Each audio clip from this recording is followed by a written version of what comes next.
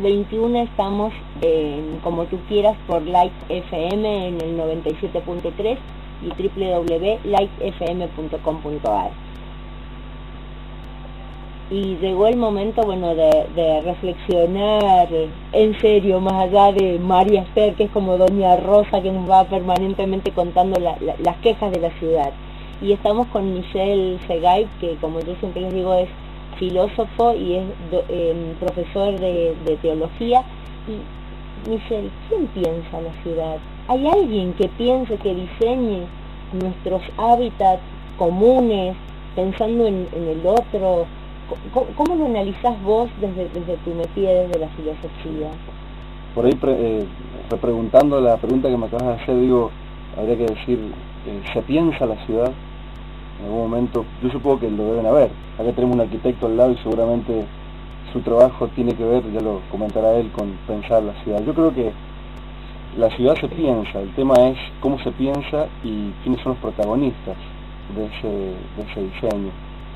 En el momento como lo planteabas vos al principio del programa, o lo charlamos en algún momento sobre cómo el mercado inmobiliario en algún punto ha ido como acaparando distintos espacios que quizás no tendría que acaparar, ha ido extendiendo todo lo que es la urbanización, o las zonas urbanas a las zonas rurales, y las están rediseñando en algún punto, ¿no? O sea, quitándole sus características propiamente rurales, ¿no?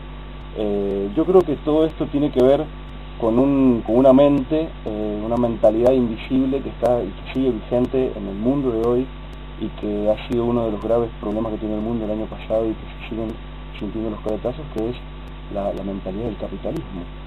O sea, yo creo que si tuviese que responder esa pregunta, independientemente de los actores, ya sean profesionales de cualquier ámbito, ya sea el político o el funcionario, lo que fuera, yo creo que hay todavía una mentalidad capitalista que sigue pensando como piensa el capitalismo, de manera archi-individualista, hedonista, desencarnada, una forma de ver solamente los resultados de lo que se produce y de la necesidad de lo que se produce, pero evidentemente, como conversábamos en una de las tandas con Horacio acá, no está pensado el sujeto, creo, ¿no?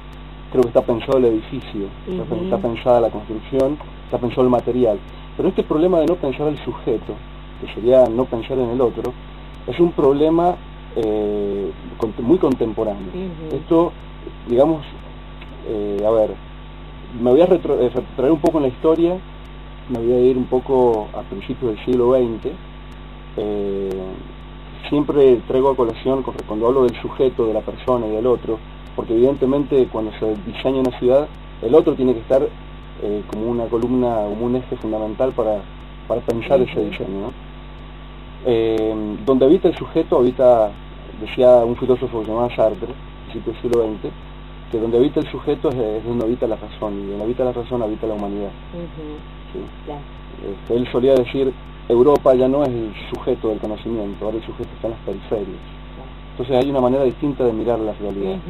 Y el tema del sujeto ha sido un problema no solamente de la filosofía, sino de todo el pensamiento en general, que ha estado en tela de juicio, o sea, el pensamiento estructuralista de este último tiempo. Hoy, hace poco ha muerto un estructuralista, un estandarte del estructuralismo, que es Lévi-Strauss, es un antropólogo y que sigue la línea de la ausencia del sujeto, pero creo que el sujeto hay que recuperarlo, porque donde se recupera el sujeto se recupera el porqué, el sentido del diseño de esa ciudad.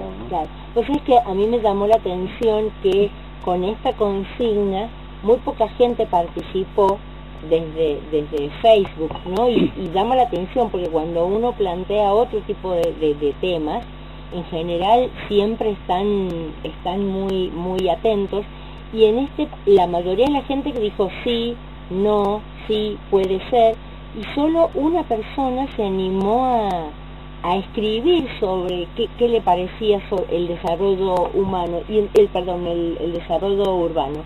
Y a mí me llamó la atención esto, ¿no? Porque siempre cuando hablamos de dolor, de soledad, del enojo, que son temas que hemos tratado hasta ahora, siempre la gente ha respondido. Y este tema que tiene que ver quizás con el bien común, con estos espacios comunes, la gente no se prende. ¿Qué nos está pasando? ¿Cómo lo analizás?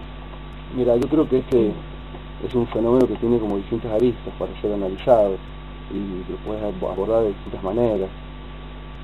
A ver, que retomando lo que te decía anteriormente, creo que una de las características del individualismo sanjuanino tiene que ver con el individualismo del ser humano en general, por un lado, y que tiene que ver con esta mentalidad capitalista desde lo económico y neoliberal desde lo político. ¿No? Es decir, donde el mercado evidentemente busca el cumplimiento de sus propios intereses, ¿está bien? En donde quizás debería haber una mayor regulación dentro de lo posible, pero digamos que este estilo de vida que ha implementado el mercado y el capitalismo como sistema, yo creo que se ha metido en el inconsciente colectivo y se ha metido en las conductas en algún punto, ¿no? Por un lado puedes mirar desde ese lugar. Otra forma de verlo también puede ser por las características propias del sanjuanino. Yo tejo una teoría que la tengo que demostrar, que es parte de un trabajo que estoy haciendo, pero que como toda teoría, bueno, se puede largar y hay que demostrarla, que tiene mucho que ver con el terremoto del 44 y con los cambios intangibles que se produjeron después del terremoto, como por ejemplo el miedo que se instaló en el inconsciente colectivo y el imaginario sanjuanino después del terremoto, el temor, el miedo a la muerte, el miedo a las réplicas. El miedo se ha transformado, y esta es la teoría que tengo que probar en algún momento, se ha transformado también en un leitmotiv, es decir, en un elemento común en el sanjuanino, que yo creo que todavía sigue latente y que se agrega también a esto otro que decía al principio sobre sus actitudes de individualismo. Además, hablar de miedo hoy no es nada fuera de órbita, ni es muy loco. O sea, estamos hablando, por ejemplo, de un fenómeno de expansión de lo urbano hacia lo rural con este tema de los barrios privados, por ejemplo. ¿Está bien? El miedo está como leitmotiv del que piensa ese diseño. Porque, bueno, habrá miedo a qué, a la inseguridad, a los que están de la pared para afuera, sin tenerle temor al principio, quizás lo que está de paredes para adentro. Hay una película que recomiendo muchísimo respecto de esto, que es Las viudas del jueves, que he estado en estos días pasados. El libro es excelente. Donde dibuja un poco la mentira de todo esto, ¿no? A ver, yo creo que de base hay como muchas cabezas desencontradas que piensan la ciudad. Y creo que por ese motivo no hay un diseño ordenado desde hace muchos años. Creo, bueno, se debería ordenar, pero se va a ordenar cuando los que se tengan que poner a trabajar en ese tema se pongan de acuerdo, ¿no? Seguro. Yo te agradezco mucho, no te vayas porque quiero que la charla siga ahora con Horacio, que nos va a hablar específicamente, él es el más indicado. Nos vamos a la música.